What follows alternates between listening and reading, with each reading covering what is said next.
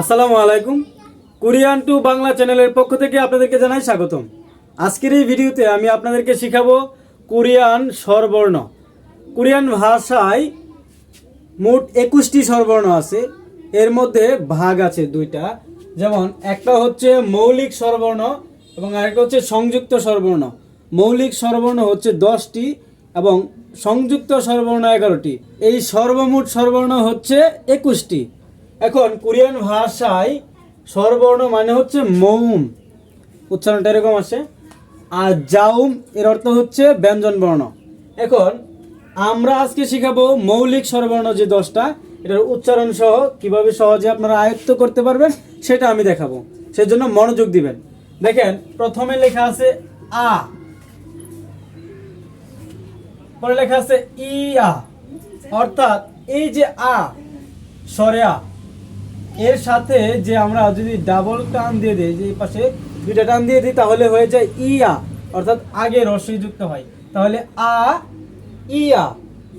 এখন দেখেন, আমরা লম্বা টান দিলাম, এর বাম পাশে দিলে এটা কি হয়ে যায় অ, এবং একই চিহ্ন যদি আমরা ডান পাশে দিই সেটা হয় আ।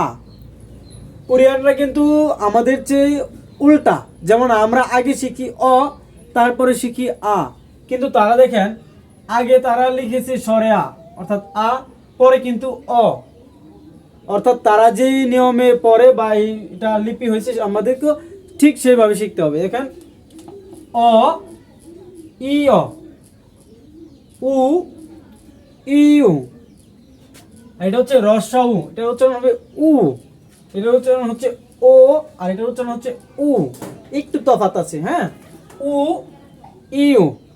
এবার দেখেন, এটা সোজাসুজি, এটার উচ্চারণ হবে ই।